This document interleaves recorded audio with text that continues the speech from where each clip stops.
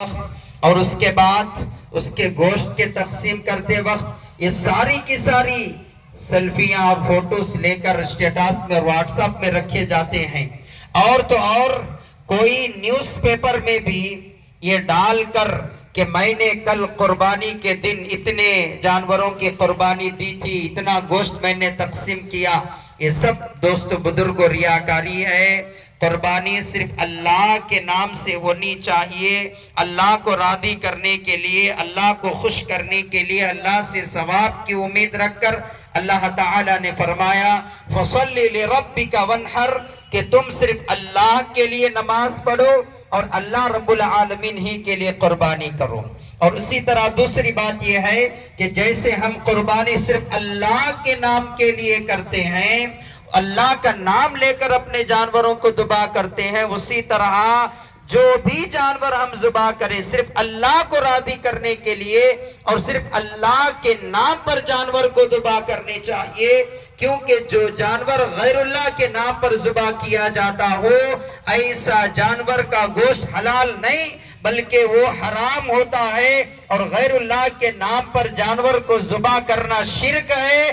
اللہ تعالیٰ شرک کو کبھی معاف نہیں کرتا. اور جو غیر اللہ کے نام پر جانور کو ذبح کرتا ہو ایسے آدمی کے اوپر اللہ کی لعنت برستی ہے. لعن اللہ من ذبح لغیر اللہ جو غیر اللہ کے نام پر جانور کو ذبح کرتا ہو اس پر اللہ کی لعنت برستی ہے. اور اسی طرح قربانی کے سلسلے میں کچھ آداب ہیں، اس کا ذکر کر کے میں اپنی بات کو ختم کروں گا. اس عید کے دن سب سے افضل نیکی کیا ہے؟ اپنے جانور کی قربانی کرنا ہے.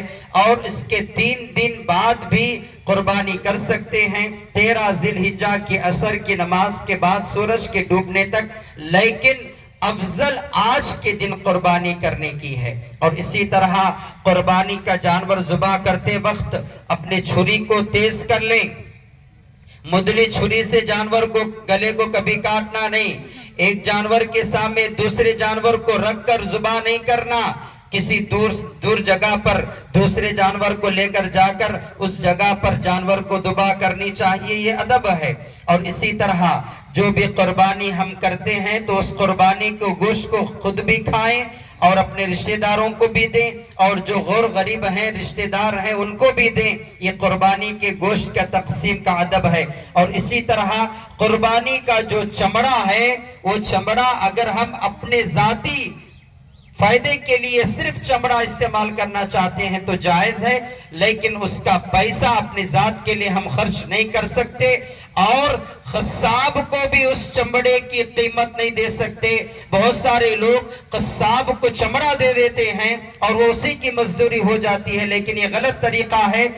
جانور کا جو چمڑا ہوتا ہے اس میں صرف یتیموں کا، غریبوں کا حق ہے، تو یہ حقداروں تک آپ چمڑا پہنچائیں. الحمدللہ جماعت کی نگرانی میں لڑکیوں کا مدرسہ چلتا ہے اور لڑکوں کا حفظ کا مدرسہ چلتا ہے. تو جو بھی مرد احباب اپنے جانوروں کی قربانی کرتے ہوں ان سے میری گزارش ہے کہ وہ اپنے جانور کا چمڑا چاہے وہ رائل فنکشن ہال کے پیچھے مسجد اخلاص کے پاس جمع کریں یا مسجد قباء کے پاس جمع کریں یا جہاں کہیں بھی کاؤنٹر لگائے گئے ہیں، مسجد توحید ہے، مسجد امام بخاری ہے، وہاں پر آپ اپنے جانور کا چمڑا جمع کریں. الحمدللہ اس سے جو بھی پیسہ آئے گا اس کو بیچنے کے بعد وہ غریب اور یتیم بچیوں میں خرچ ہوگا. سنت یہ ہے، بہتر یہ ہے کہ آدمی اپنے ہاتھ سے جانور ذبح کرے. اگر وہ اپنے ہاتھ سے جانور کو ذبح نہیں کر سکتا ہے تو دوسروں سے بھی جانور کو ذبح کرایا جا سکتا ہے.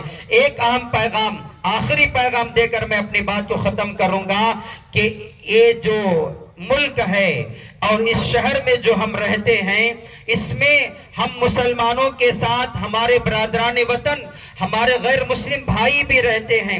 برائے مہربانی ایسے قربانی کے موقع پر جس گھر میں بھی جانور کی قربانی ہوتی ہو وہ گھر اس گلی کو مقدر نہ کریں، اس گلی کو گلیز نہ کریں، گندگی کو نہ پھیلائیں. اور جو جانور کے ذبح کرنے کے بعد اس کا خون ہوتا ہے یا اس کی جو غلاظت ہوتی ہے اس غلاظت کو گلیوں میں چھٹ کر دوسروں کو تکلیف نہ دیں. پاکی صفائی اسلام کا شعار ہے. پاکی صفائی اسلام نے اس کو نصف ایمان قرار دیا ہے, آدھا ایمان قرار